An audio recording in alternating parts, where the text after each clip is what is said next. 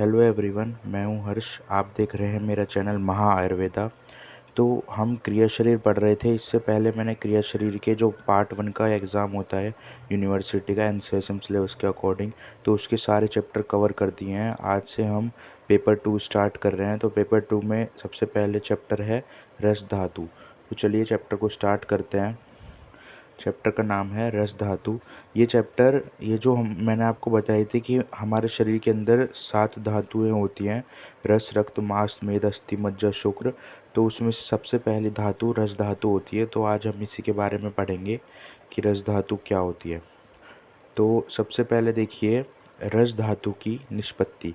तो कि रस धातु होता क्या है। तो यहाँ पर लिखा है रस धातु में अच प्रत्यय लगने से रस शब्द बना। अब यहाँ पर इसकी निरुक्ति है रसगतो धातु। तो ये इसकी निरुक्ति है, ये आपको याद करनी है निरुक्ति, क्योंकि ये अगर आप अभी याद कर लेंगे तो जो संस्कृत का निरुक्ति चैप्टर है तो उसमें भी ये है, लिखा है ये वाली निरुक्ति, आपको नहीं तो वहाँ पर याद करनी पड़ेगी। तो रस की निरुक्ति क्या है, रसगतो धातु। तो ये रस की निरुक्ति है, मतलब कि जो निरंतर गतिशील रहता है उसे रस कहते हैं।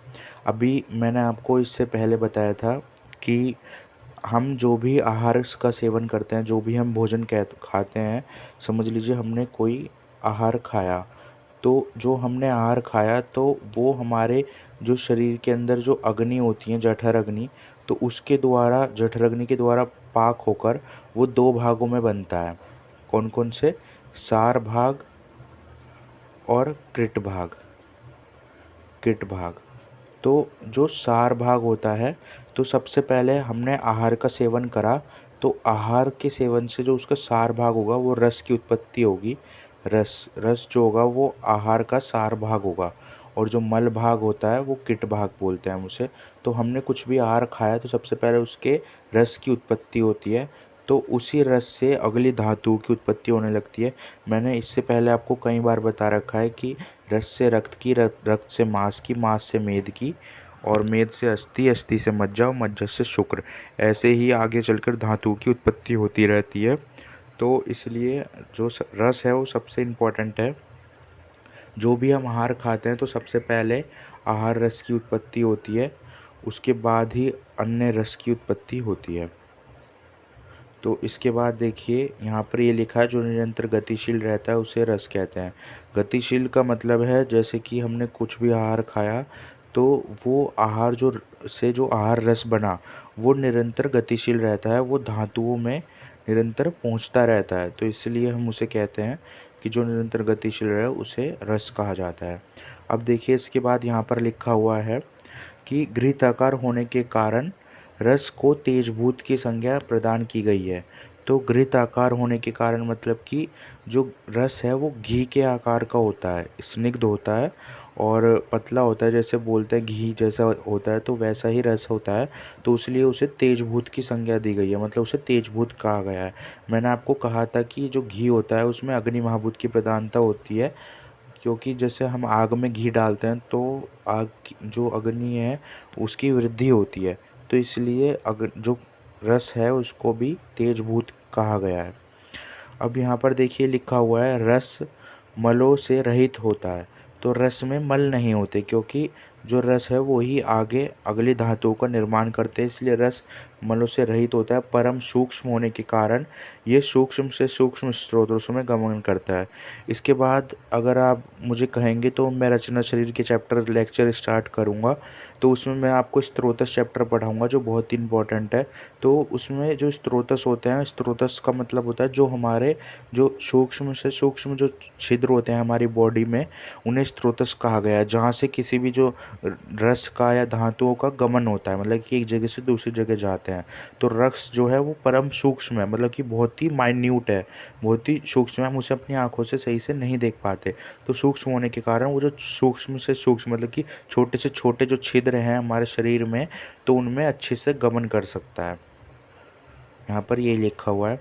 इसके बाद देखते हैं रस धातु की उत्पत्ति। देखिए ये बहुत इंपॉर्टेंट है कि रस धातु की उत्पत्ति एग्ज़ाम में आ जाता है कि रस धातु की उत्पत्ति बताइए, रस धातु की उत्पत्ति कैसे हुई। तो अभी मैंने आपको यही बताया कि जो भी हमने आहार का सेवन करा तो उस आहार रस पे रस अग्नि की क्रिया हुई। रस अग्नि की क्रिया से वो सार भाग और कृत भाग में परिवर्तित हुआ। तो सार भाग क्या होता है, रस धातु की उत्पत्ति कराता है। जो धातु है मैंने आपको बताई, देखिए यहाँ पर यही है कि आहार से, जो हमने आहार खाया तो उससे रस धातु की उत्पत्ति होती है सर्वप्रथम, फिर रस से रक्त, रक्त से मांस, ऐसी ही होती रहती है।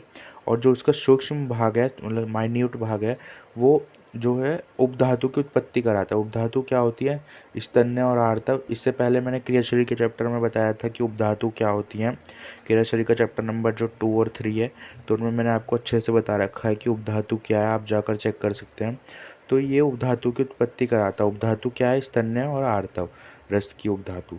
ऐसे ही सूक्ष्म भाग जो है, सूक्ष्म भाग से रक्त निर्माण अंश बनता है। अब देखिए ये जो रक्त निर्माण अंश है, ये रक्त निर्माण अंश इसी पर ही बाद में रक्त अग्नि की क्रिया होकर दोबारा से अगली चेन जो है चल जाती है, फिर उसका सार भाग बनता है और किट भाग बनता है। ऐसे ही आगे आगे धातु चलती रहती हैं।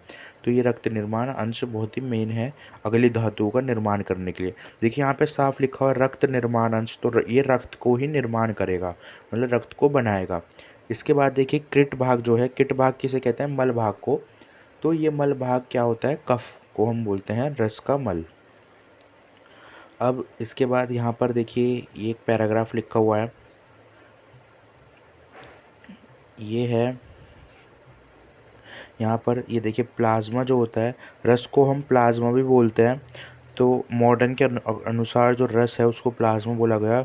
और रुधिर मतलब रक्त, ब्लड। और जो है यहाँ पर देखिए लिखा हुआ है, जो रस है वो रक्त के साथ मिलकर, रुधिर मतलब रक्त को कहते हैं, रक्त के साथ मिलकर सर्व शरीर मतलब पूरे शरीर में स्त्रोतों में पहुँचता है। शरीर के जितने स्त्रोत मैंने बताए थे, छोटे से छोटे नलिका है जहाँ से जो किसी धातुओं का या किसी चीज़ का गमन होता है, उन्हें स्त्रोतस कहते हैं। तो जो रस है वो छोटे से छोटे छिद्रों में जाकर पूरे शरीर में गमन कराता है और शरीर के भिन्न भिन्न अवयव स्त्रोतों में पहुँचता है। शरीर के जितने भी अवयव बताए गए हैं, अवयव मतलब जितने भी अंग प्रत्यंग ऑर्गन बताए गए हैं, उन सभी तक पहुँचता है। और वहाँ पर रक्ताश्रय जो होता है, रक्त का आश्रय मतलब जहाँ पे रक्त का निर्माण होता है, तो यकृत मतलब लीवर, प्लीहा मतलब स्प्लीन, और रक्त मज्जा में पहुँचता है। ठीक है, मतलब लीवर और स्प्लीन में ये पहुँचता है और वहाँ पर जाकर रक्त का निर्माण करता है। अब देखिए जो सूक्ष्म अंश है वो रक्त का निर्माण में सहायक होता है। मैंने अभी आपको बताया कि जो सूक्ष्म अंश है, जो रक्त निर्माण अंश है, तो वो रक्त को निर्माण करता है। अब स्थूल रूप जो है धातुओं का पोषण करता है। अभी ये वही वाली जो बात है, मैंने टेबल में ऊपर सारी चीज़ें बताई, तो वही सब चीज़ें यहाँ पर पैराग्राफ फॉर्म में लिखी हुई है, इसलिए मैं कह रहा हूँ आपको टेबल अच्छे से याद कर लेनी है। तो ये पैराग्राफ तो आप अपने आप से बना के लिख सकते हैं। अब जो तीसरा भाग था मल भाग, तो मल भाग क्या होता है, ये हृदय में स्थित जो अमाशय, जो हृदय, अमाशय, मुख, मस्तिष्क में जो कफ, मैंने अभी आपको इससे पहले कफ चैप्टर भी बताया था, तो उसमें जो 5 प्रकार के कफ होते हैं, तो उन पांचों कफ के जो स्थान है उन सब को पोषण प्रदान करने का ये कार्य करता है। इसके बाद देखते हैं अग्नि। तो अग्नि स्वरूप क्या है, अग्नि स्वरूप रस धातु जो पांचक अंश है। देखो अग्नि स्वरूप का आपको ये यहाँ पर याद नहीं करना, आपको अगर आया पेपर में एग्जाम में कि अग्नि का स्वरूप बताइए रस अग्नि का, तो रस अग्नि का आपको यही वाली टेबल पूरी बना देनी है, क्योंकि आहार रस जो है, आहार रस पे रस अग्नि की क्रिया होने के बाद ही ये सब इवेंट जितने आगे के हैं ये होते हैं। आहार रस पे रस अग्नि की क्रिया हुई, फिर उसका सार भाग बना और कृत भाग बना। सार भाग से रस धातु की उत्पत्ति हो गई और जो सूक्ष्म भाग था उसका, तो उससे उपधातु बन गए और रक्त निर्माण अंश। और जो किट भाग है, मल भाग, उससे कफ की उत्पत्ति हुई। तो ये रस अग्नि की यहाँ पर बहुत इंपॉर्टेंस है, क्योंकि यही आहार रस से सार और किट भाग में परिवर्तित करती है। ये तो आप अपने आप से भी बना के लिख सकते हैं, तो आपको ये पैराग्राफ याद करने की इतनी ज़रूरत नहीं है इसमें। इसके बाद देखते हैं रस धातु का पंचभौतिक संगठन। मतलब कि यहाँ पर है रस धातु का पंचभौतिक संगठन, मतलब रस धातु में पंचमहाभूत कैसे होते हैं वो सब बताना है हमें। ये देखिए रस धातु में वैसे जल महाभूत की प्रधानता होती है। इससे पहले मैंने महाभूत भी आपको बता रखे हैं चैप्टर नंबर 3 या 4 में क्रिया शरीर के, कि कौन कौन से जो वो हैं धातुएं हैं उनमें कौन कौन से महाभूत की प्रधानता है। तो रस धातुओं में जल महाभूत की प्रधानता होती है, लेकिन इसमें जल महाभूत की प्रधानता के साथ अन्य जो महाभूत है पृथ्वी अग्नि वायु ये भी मिले रहते हैं। तो अब देखते हैं चार्ट है पूरा कि कैसे कौन कौन से महाभूत होते हैं इसमें। तो यहाँ पर देखिए रस धातु का स्वरूप। तो रस धातु का स्वरूप क्या है, यहाँ पर रस धातु का मुख्य कर्म है शरीर का शोषण, मतलब कि शरीर का पोषण करना। अब यहाँ पर शरीर का पोषण कैसे करते हैं, अभी मैंने आपको बताया कि जो हम आहार खाते हैं तो आहार से आहार रस की उत्पत्ति होती है। तो उस आहार रस से हमारे जितनी भी आगे की धातुएं होती हैं उनका पोषण होता है। समझ लीजिए आपने कोई भी भोजन खाया तो भोजन करने के बाद आपके शरीर में जो आपकी धातुएं हैं तो उनका पोषण होता है। तभी तो देखते हैं हम लोग कभी खाना नहीं खाते तो हमारी जो धातुएं उनकी कमी होने लगती है, मांस कम बनता है शरीर में, तो ये सब धातुओं की कमी होने लगती है। तो आहार का कर्म है कि जो धातुएं हैं उनका पोषण करना, उनको पोषण प्रदान करना। अर्थात इसका अर्थ यह है कि देह में विद्यमान जो सभी अंश हैं वो रस धातु के अंतर्गत ही समावित हैं।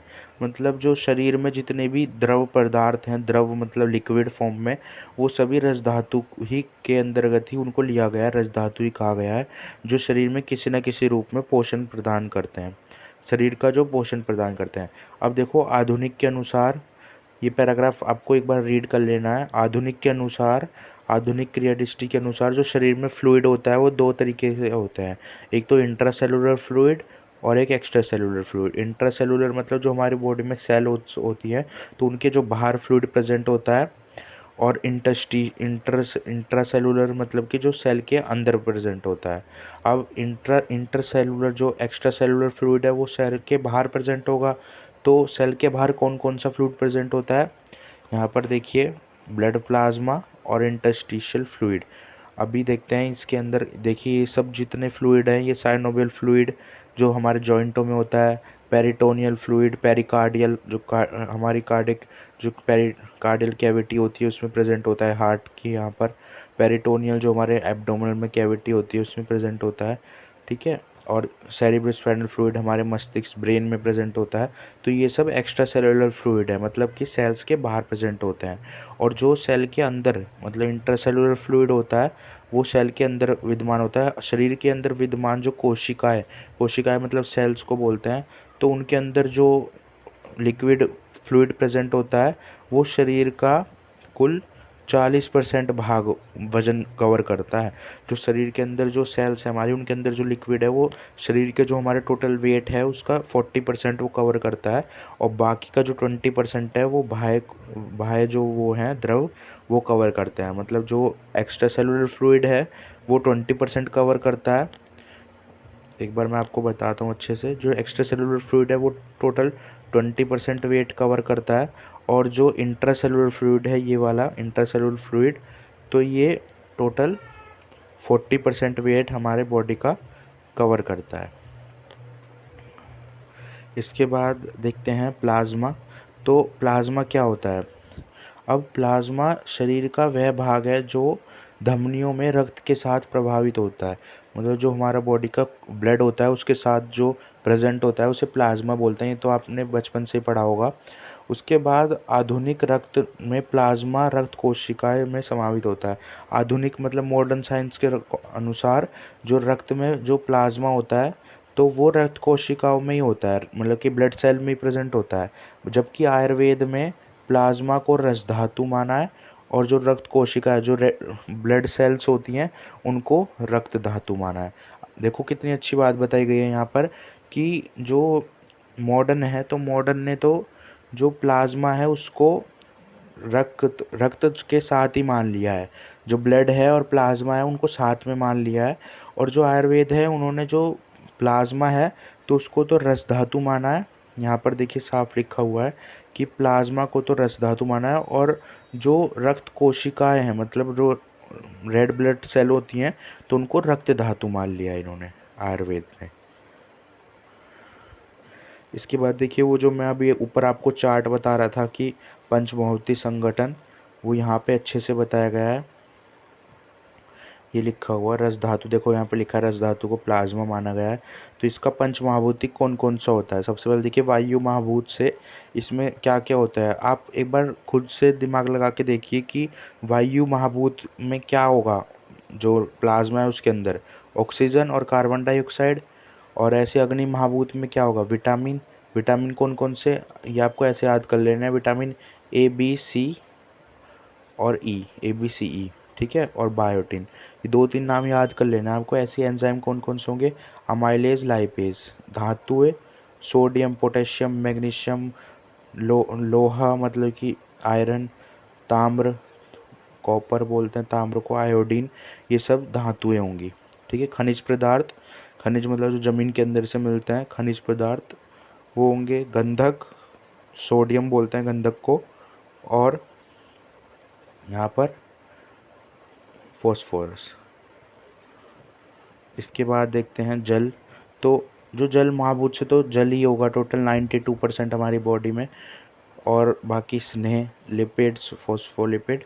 और पृथ्वी महाभूत की प्रधानता से प्रोटीन और नाइट्रोजिनस वेस्ट और शक्कर मतलब ग्लूकोज, ठीक है। इसके एक एक एग्जाम्पल याद कर लेना। इसके एल्बुमिन हो गया, ग्लूटामिन हो गया, क्रिएटिनिन हो गया, ठीक है, ये सब आपको याद कर लेना। इसका लिपिड, फॉस्फोलिपिड, ये एग्जाम्पल 1-2 याद कर लेना।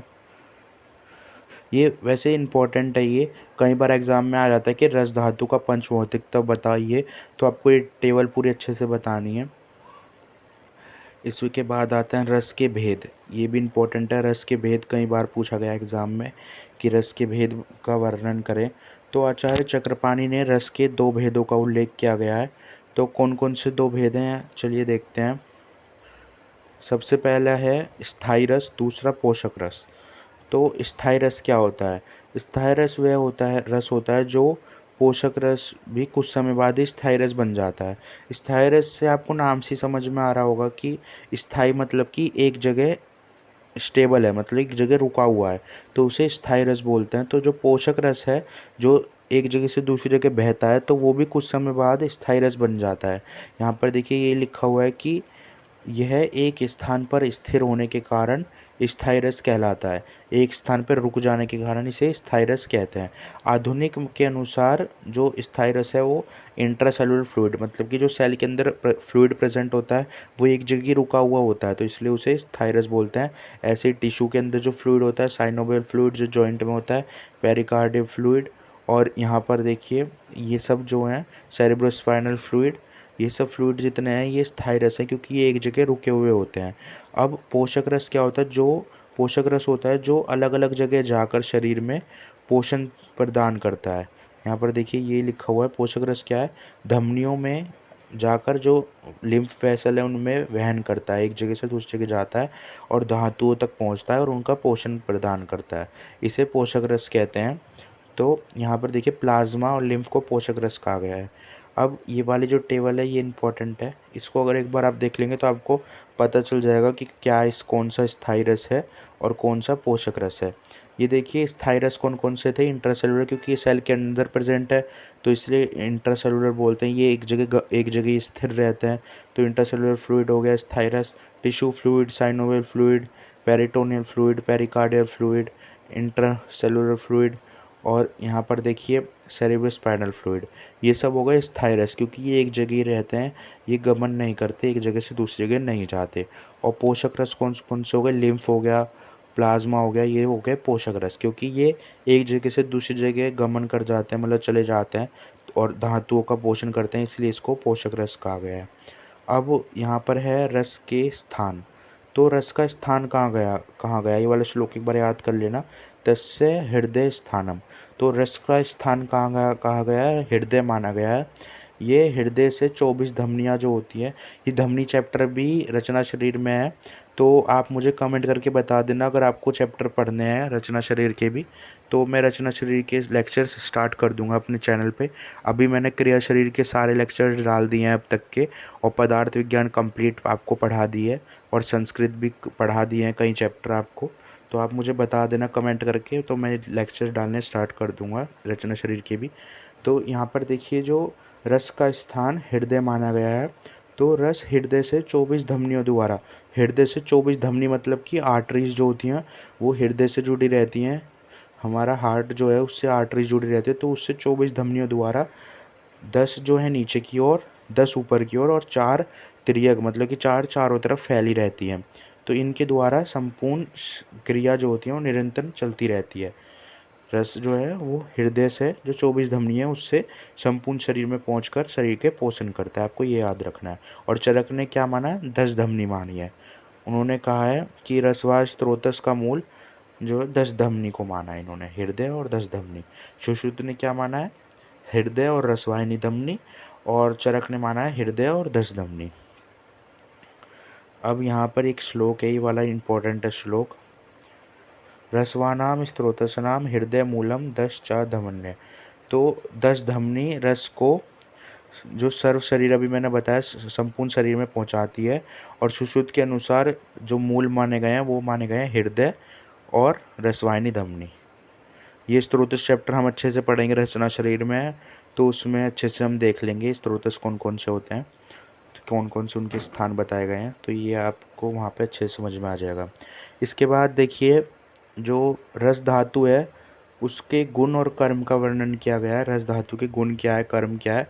तो रस धातु में जल तत्व की प्रधानता होती है, जो जल महाभूत है उनमें उसकी प्रधानता रस में होती है, क्योंकि आपको पता ही है, आपने देख लिया कि रस जो है वो लिक्विड फॉर्म में होता है, द्रव होता है, तो उसमें जल महाभूत की प्रधानता होगी। इसी कारण ये सदैव गतिशील रहते हैं, मतलब इसी कारण ये एक जगह से दूसरी जगह अच्छे से वहन कर सकते हैं, और तथा इनमें विद्यमान जो वात भी है वो भी गतिशील रहता है। इनके जो अंदर जो वात दोष होता है, तो मैंने आपको वात चैप्टर बताया था, तो वात क्या करता था, चेष्टा करता है, एक जगह से दूसरी जगह गमन कराने का कार्य सब वात का ही होता है। तो ये इनमें जो वात दोष होता है वो भी इनको गति प्रदान करता है। अब यहाँ पर देखिए ये वाला श्लोक है, आपको ये अच्छे से अगर याद हो जाएगा तो आपको सारे जो कर्म हैं वो अच्छे से याद हो जाएंगे। यहाँ पर देखिए तर्पयति वृद्ध्यति धार्यति याप्यति चा दृष्ट हेतुकेन कर्मणान, इतना याद करना है, वन लाइन याद नहीं करनी है आपको।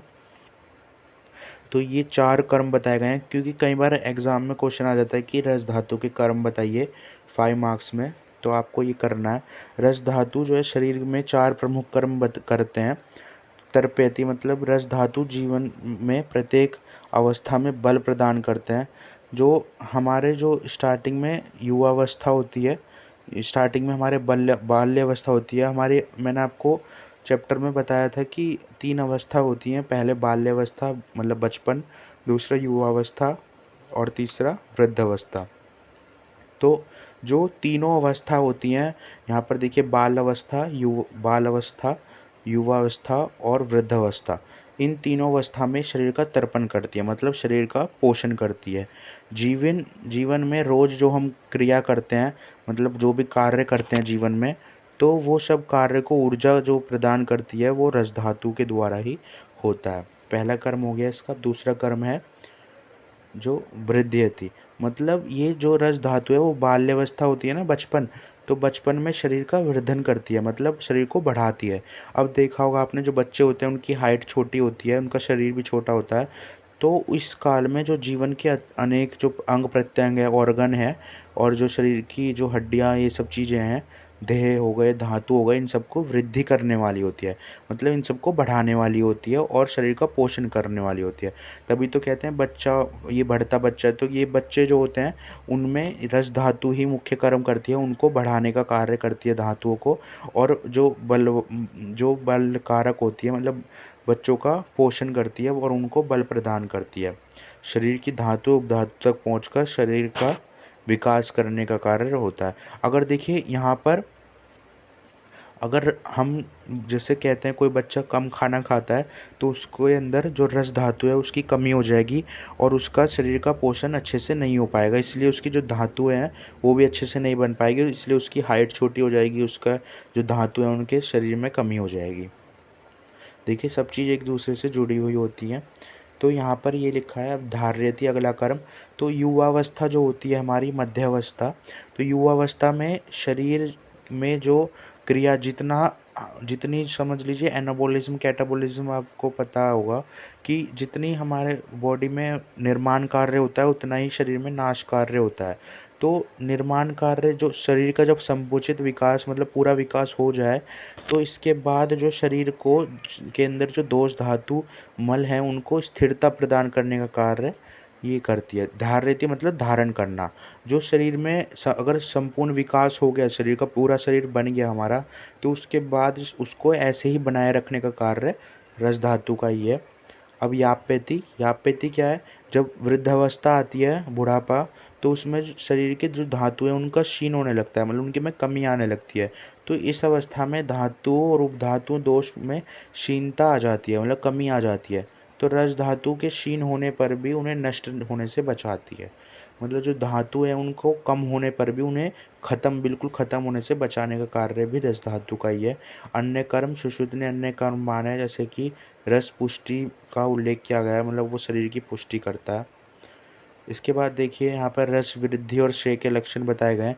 ये आपको अष्टांग हृदय में अच्छे से मैं पढ़ाऊँगा। अष्टांग हृदय अभी मैं लेक्चर सीरीज स्टार्ट करूँगा, अगर आप मुझे कहेंगे तो उसमें मैं रस की वृद्धि और क्षय का, उसमें पूरा एक चैप्टर है, तो उसमें रस की वृद्धि और क्षय हम अच्छे से पढ़ेंगे। फिर भी मैं थोड़ी सी चीज़ें बता देता हूँ कि वृद्धि और क्षय से क्या होता है। तो रस से ऐसे क्या होगा? रसे रूक्षम शमशोष गलानी, ये श्लोक है, ये अभी आपको यहाँ पे याद मत करो क्योंकि ये अष्टांग हृदय में बहुत ही अच्छे से लिखा गया है। यहाँ पर देखिए ये लिखा है, चरक ने धातु निर्माण कर्म में रस धातु को स्तन्य और आर्तव जो उपधातु मानी है, मैंने अभी आपको आगे बता दिया था। अब यहाँ पर है, यहाँ पर एक चीज़ लिखी गई है कि रस कारण ही स्थूलता कृशता का जन्म होता है। मतलब जो रस है तो उसके कारण ही या तो स्थूलता मतलब मोटापा होता है, या फिर कृशता मतलब कमज़ोरी आती है, जो आदमी है वो सूख जाता है। क्यों? अभी इसको मैं आपको अच्छे से बताता हूँ कि जैसे हमने ज़्यादा रस का सेवन कर लिया, ज़्यादा तला भुना आहार ज़्यादा खा लिया, तो व्यक्ति जो है वो मोटा हो जाएगा, स्थूलता आ जाएगी उसके अंदर। और अगर रस कम मिल पाने के कारण अगर वो उसे रस अच्छे से ना मिल पाया तो उसके अंदर कमज़ोरी या कृशता आ जाएगी। तो ये सब जो जन्म है ये कौन करता है? रस ही करता है। कफवर्धक अगर आहार खाएंगे तो कफ चैप्टर में मैंने बताया था, तो कफवर्धन आहार खाने से क्या होगा? या फिर दिवा स्वप्न, दिन में सोना, व्यायाम ना करना, ये सब जो व्यायाम ना करना, दिन में सोना और ये सब जो कार्य करने से क्या होगा? हमारे शरीर का जो आहार रस है वो अच्छे से परिपाक मतलब पाचन, परिपाक मतलब उसका पाचन नहीं हो पाएगा। और वो क्या करेगा? हमारे शरीर में जो मेद धातु है, मतलब हमारे रस रक्त मांस मेद अस्थि मज्जा शुक्र, ये 7 धातु होती हैं। तो रस रक्त, रक्त से मांस, मांस से मेद जो धातु होती है, जिसे एडिपोज टिश्यू बोलते हैं, जो फैट हमारे बॉडी में जमा हो जाता है तो उसको उत्पन्न कर देता है। फिर से सुनिए, जो अगर रस है वो अगर आसानी से ना पच पाएगा तो वो मेद धातु को उत्पन्न कर देगा। तो मेद धातु को उत्पन्न करने से क्या होगा? जो मेद धातु को व्यक्ति जो होगा स्थूल बन जाएगा, मतलब मोटा हो जाएगा। इसी कारण जो स्थूल मनुष्य होते हैं वो वातवर्धक अगर आहार विहार खाएंगे, जो वातवर्धक मतलब जो वात को बढ़ाने वाले भोजन करेंगे, तो उनके शरीर में रस धातु की पुष्टि नहीं हो पाएगी अच्छे से और शरीर को क्रश बना देगा, मतलब कमज़ोर कर देगा। आहार रस से जब रस अग्नि की क्रिया होती है, देखो रस अग्नि मैंने आपको पहले बता दी है। आहार रस पे जब रस अग्नि की क्रिया होती है तो एक तो कफ की उत्पत्ति होती है मल भाग में, और जो स्थूल भाग है उससे जो शरीर के जो अन्य स्थानों पर कफ है उनको तर्पण करने का कार्य करता है। देखो आगे ना यहाँ पे रस से के लक्षण और रस वृद्धि के, ये हम अष्टांग हृदय में बहुत ही अच्छे से पढ़ेंगे। फिर भी मैं आपको केवल बताता हूँ यहाँ पर, देखिए वाला श्लोक ये आगे ना यहाँ पे देखो, अष्टांग हृदय चैप्टर 11 में बहुत ही अच्छे से दे रखा है ये। तो रसे रुक्षम समशोच गलानी शब्द है सुष्णुता, तो ये रक्ष जो है क्षय के लक्षण हो गए। तो रस क्षीण होने से अगर रस की शरीर में कमी हो गई तो उससे रुक्षता मतलब रूखापन आ जाएगा, थकावट आ जाएगी, मुख आदि में सूक्ष्म मतलब कि मुँह जो हमारा मुंह है वो सूख जाएगा, गलानी कमज़ोरी हो जाएगी, कलम, क्लम क्या होता है? यहाँ पर क्लम लिखा हुआ है, मतलब बिना काम किए ही सुस्ती जो आ जाती है शरीर में, या वेदना के कारण शरीर का झुक जाना एक तरीके से, तो उसे क्लम कहते हैं। शब्द ऐशो सुनता मतलब कि स्वर जो होता है ना, जो अगर कोई व्यक्ति ऊंचा बोल रहा हो तो उसको उसकी बात ना सुनना, ये सब कार्य अगर रस की शरीर में कमी हो गई तो शरीर में उत्पन्न हो जाएंगे। इसके बाद रस की वृद्धि होने पर अगर शरीर में रस बढ़ गया तो क्या हो जाएगा। यहाँ पे श्लोक आपको दोनों याद करना है, एक क्षय वाला वृद्धि वाला भी। श्लेष्मा अग्निसदन प्रशय कालस्य गौरवम श्वेत शैत्य स्थल्य अंगत्व श्वास कांस अति निद्राता। अगर ये एक श्लोक याद कर लेंगे तो इतना पैराग्राफ आपको ये सब याद रखने की ज़रूरत नहीं है, क्योंकि पेपर के टाइम पे क्या होता है, श्लोक याद रह जाते हैं पर जो पैराग्राफ है उनकी एक एक चीज़ें याद नहीं रह पाती, तो आपको श्लोक अच्छे से याद कर लेने हैं। यहाँ पर देखिए लिखा हुआ है, अगर रस की वृद्धि हो गई शरीर में तो क्या होगा। जो रस की वृद्धि होने के लक्षण हैं कफ की वृद्धि के समान ही है। कफ की वृद्धि कफ चैप्टर में हमने पढ़ा था। तो मंद अग्नि, जो अग्नि होती है जठर अग्नि, वो मंद हो जाएगी। लाला स्राव, मुख से स्राव आने लगेगा। और यहाँ पे अनुष्ठा मतलब कि शरीर में उष्णता, गर्मी, उत्साह ना होना। गौरवम, शरीर का भारीपन, अंगों में जो शिथिलता आ जाएगी। श्वेतता मतलब अंग जो है सफ़ेद होने लगेंगे। शीत, स्पर्श होने लगेगा, जो स्पर्श है शीत हो जाएगा। अंगों में स्थिरता।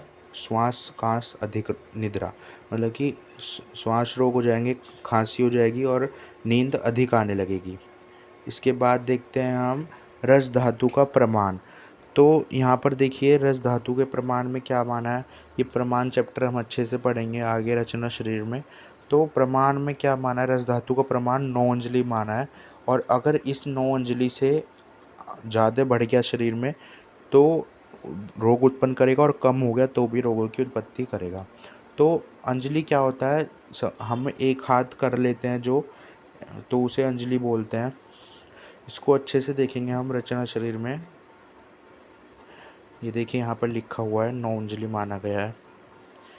इसके बाद हम देखते हैं अष्टविध सार। देखो ये वाला क्वेश्चन मोस्ट इम्पोर्टेंट है, ये 5 मार्क्स में आ जाता है पेपर में कि अष्टविध सार बताइए, अष्टविध सार होता क्या है। तो ये 5 मार्क्स का क्वेश्चन होता है। अब देखिए यहाँ पर है, जिस प्रकार दोषों की परीक्षा प्रकृति से हो जाती है। यहाँ पर लिखा हुआ है वात पित्त कफ प्रकृति जो होती है हमारी। तो जिस प्रकार दोषों की परीक्षा, जो हमारे वात पित्त कफ दोष हैं उनकी हम प्रकृति से पता कर सकते हैं, प्रकृति चैप्टर में मैंने पढ़ाया था। तो उसी प्रकार जो धातुएं होती हैं हमारे शरीर में, जो सप्त धातुएं हैं, तो उनकी परीक्षा सारता और असारता पे की जाती है। सारता मतलब कि वो पुष्ट हैं, पूरी हैं, कंप्लीट, या फिर नहीं है, तो वो सारता असारता पे की जाती है। अब यहाँ पर देखिए ये लिखा हुआ है कि मनुष्य के बल को जानने के लिए आचार्यों ने जो सार और असार का वर्णन किया गया है। अब यहाँ पर ये देखिए आचार्य चक्रपाणि ने सार को धातुओं का शुद्ध रूप माना है। जो धातुएं होती हैं हमारी बॉडी में उसको सार को शुद्ध रूप माना गया है। और आधुनिक भाषा में स्टैमिना बोला गया है। जो हमारे अंदर स्टैमिना होता है तो उसको सार बताया गया है। अब आचार्यों ने 8 प्रकार के सारों का उल्लेख किया है कि सार जो है वो 8 प्रकार के हुए हैं। अब सार होते क्या हैं ये एक बार सुनिए, कि सार जो होते हैं वो स्टेमिना, एक तरीके से हमारे बॉडी की जो अंदर ऊर्जा होती है, ताकत होती है, उसे सार माना गया है। जो धातुएं होती हैं सातों, तो उनका जो जो सार भाग मतलब कि उनका सब सर्वश्रेष्ठ जो अंश है, तो उसे ही सार माना गया है। अब यहाँ पर जो 8 प्रकार के सार माने गए, इनका एमसीक्यू में आ जाता है कई बार। त्वक सार, रक्त मांस मेद अस्थि मज्जा शुक्र, ये सार हो गए हमारे 7। और 8वां जो हो गया वो हो गया सत्व सार। ये हमारे 8 सार माने गए हैं। तो इन्हीं के अनुसार परीक्षा की जाती है। हर चैप्टर में, अलग अलग चैप्टर में हम एक एक सार को पढ़ते जाएंगे। यहाँ पर हर सार में देखिए सार का परीक्षण। यहाँ पर ये बताया गया है कि सार को क्यों माना है। देखिए अष्टांग हृदय ने कहा है कि जब सारों से युक्त पुरुष होता है, जब पुरुष के अंदर सार होंगे, कंप्लीट स्टैमिना होगा, तो वह गौरव से युक्त हो जाएगा तथा आभावान और श्रेष्ठ बलवान होगा। तो ये सार जो है श्रेष्ठ कर देता है। त्वचा सार क्या होता है, सबसे पहले यहाँ पर तात्पर्य है कि त्वचा सार से रक्त सार, रक्त से मांस, मांस से मेद, और ऐसे ही आगे श्रेष्ठ होते रहते हैं। सबसे पहले चरक ने भी सार का वर्णन किया गया है। ये वाला पैराग्राफ केवल आपको रीड कर लेना है एक बार। कल ये सब बताया गया है कि सार का वर्णन क्यों किया गया है। ये सब चीज़ें आपको एक बार रीड कर लेनी है, बस जितना मैंने अंडरलाइन करा हुआ है।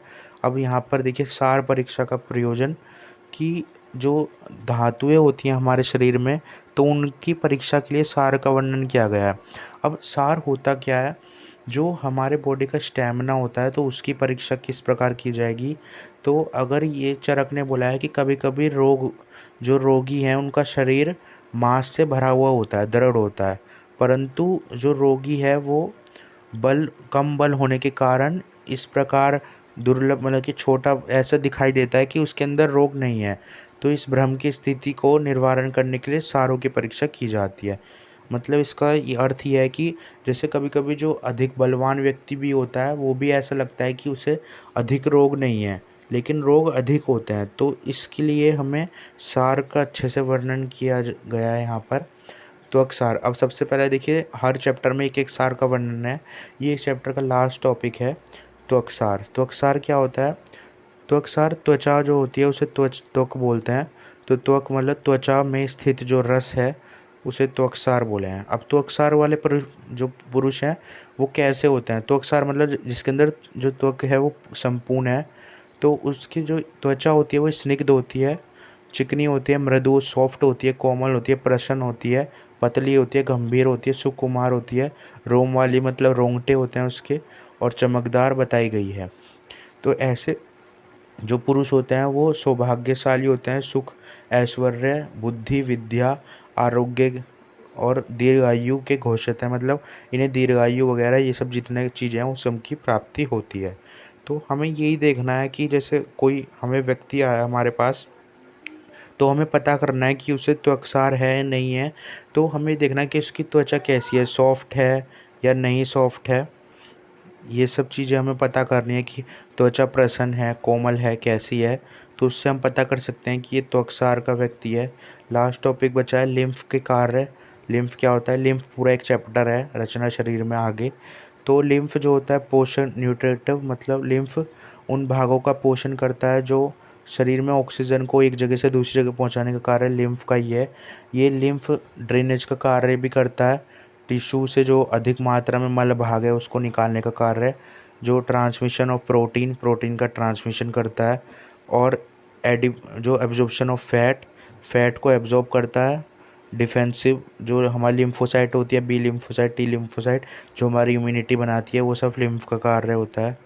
इसके बाद यहाँ पर देखिए ये लिखा हुआ है कि लसिका क्या होती है। यहाँ पर एक चीज़, जो जल त्वचा से वन के रूप में निकलता है उसे लसिका कहते हैं। मतलब जब हमारे त्वचा में कोई फुंसी हो जाती है तो आपने देखा होगा उनमें से वाइट वाइट पानी निकलने लगता है। तो जो वो लसिका के रूप में निकलता, जो वो पानी जल निकलता है, फुंसी से निकलने वाला जो जल होता है उसे लसिका कहा जाता है। अब रक्त में जो रक्त से का द्रवांश बाहर निकलता है, जो रक्त जैसा होता है ना वो रेड रेड भी हो जाता है कभी कभी, तो रक्त से द्रवांश बाहर निकलता है, आधुनिक भाषा में उसे सीरम बोलते हैं। अब आधुनिक में लिम्फ का कार्य ग्रहण किया गया है। लिम्फ के द्वारा ही ये सब कार्य ग्रहण किए जाते हैं। इसी के साथ ये चैप्टर ख़त्म हो गया है। अब हम स्टार्ट करेंगे नेक्स्ट चैप्टर, रक्त धातु। अगर आपको ये वीडियो अच्छी लगी तो मेरी इस वीडियो को लाइक कर देना, और ऐसी और वीडियोस देखने के लिए मेरे चैनल को सब्सक्राइब कर लेना। फिर मिलते हैं नेक्स्ट वीडियो के साथ, नेक्स्ट चैप्टर के साथ। Thank you everyone.